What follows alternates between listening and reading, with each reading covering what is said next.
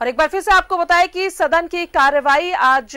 अभी हम आपको थोड़ी देर पहले लाइव दिखा रहे थे, जिसे सोमवार 11 बजे तक के लिए स्थगित कर दिया गया है सदन को। साथ ही आपको बताएं कि 3 मार्च को 2021-22 का आम बजट पेश हुआ था। सदन में विनियोग पारित किया गया।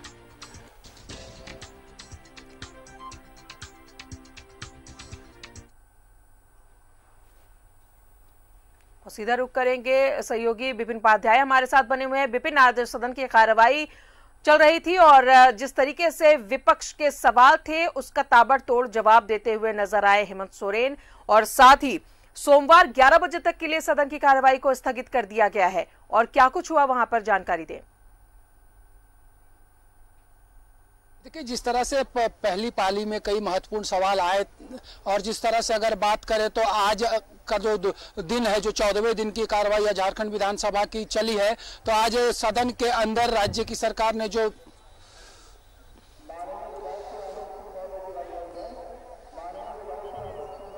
विपिन सुन पा रहे हैं? विपिन पूरी करे, बात पूरी करिए आपने। जी देखिए, 14वें दिन की कार्रवाई आज थी विधानसभा के बजट सत्र की, और आज दूसरी पाली में अगर बात करें तो सरकार के तरफ से मुख्यमंत्री ने सरकार का उत्तर आज सदन के अंदर पेश किया है। जिस तरह से आज जो अंतिम अनुदान की मांग पर सदन के अंदर चर्चा हुई थी, और उसके बाद जिस तरह से विपक्ष मुख्यमंत्री के निशाने पर रहा, लगातार जो बातें सदन में बीते अब तक के अनुदान मांगों में उठी है, जिन जिन बातों का जिक्र कई विधायकों ने, चाहे वो सत्ता पक्ष के विधायकों की बात करें, विपक्ष के विधायकों ने कही थी, सदन के अंदर तमाम चीजों का जवाब एक एक करके मुख्यमंत्री ने आज सरकार के उत्तर के जरिए सदन में दिया है। और कई गंभीर और बड़ी टिप्पणियां भी विपक्ष के ऊपर मुख्यमंत्री की रही है। जिस तरह से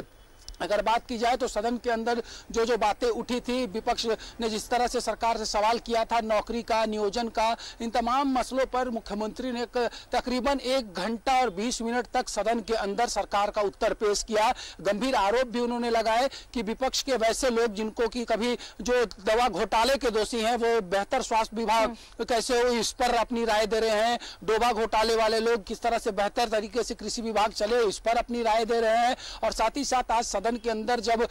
अनुदान की मांग पर चर्चा चल रही थी, उस दौरान रांची से जो बीजेपी के विधायक सीपी सिंह ने जो जिन जिन बातों का उल्लेख किया था, उस पर भी मुख्यमंत्री ने कहा कि ये जब नगर विकास मंत्री हुआ करते थे तो 160 गाड़ियों को खड़ा करने के लिए इन लोगों ने 40 करोड़ की योजनाएं जो है वो चला रखी थी। तो पूरी तरह से बीते सरकार के द्वारा किए गए कार्यों के साथ साथ ये वर्तमान सरकार क्या कुछ करने जा रही है,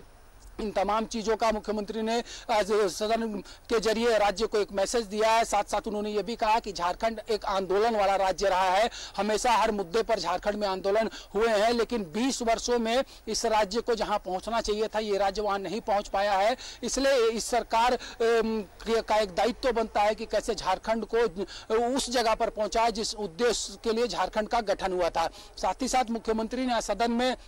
ये भी कहा कि जब वो मुख्यमंत्री नहीं भी थे तो भी राज्य की जनता उनसे ही सवाल करती थी, विपक्ष भी उनसे आज सवाल कर रहा है। इसका मतलब पूरे राज्य को जो है वो मुख्यमंत्री के रूप में आज जब मैं सदन में हूं तो मुझसे उम्मीदें हैं। मुख्यमंत्री ने इन बातों का भी जिक्र किया है कि ये संभव नहीं है कि हर व्यक्ति को सरकारी नौकरी सरकार जो है वो उपलब्ध करा पाए, इसलिए राज्य की सरकार कई ऐसे लोगों को स्वरोजगार देने के लिए 50,000 से लेकर 25 लाख तक का ऋण उपलब्ध कराएगी। जो जमीन की बात करें तो हाल के दिनों में बड़का गांव में जमीन वापस ली गई थी, और मुख्यमंत्री ने आज भी सदन में कहा कि ओरिएंट क्राफ्ट से भी सरकार 1 महीने के अंदर जमीन वापस लेगी, क्योंकि जिस उद्देश्य से सरकार ने जमीन दिया था वो पूरा नहीं हुआ था और ये उद्योग अब बंद पड़ा है। तो कुल मिलाकर कहा जा सकता है कि 1 घंटे में अब तक जो 14 दिन की कार्रवाई के दौरान जिन जिन बातों को सदन में उठाया गया है, हर चीज का जवाब आज मुख्यमंत्री हेमंत सोरेन ने सदन के अंदर दिया है। चलिए, बहुत बहुत शुक्रिया आपका विपिन तमाम जानकारियों के लिए। तो जिस तरीके से सदन में सवाल जवाब का सिलसिला चलता रहा,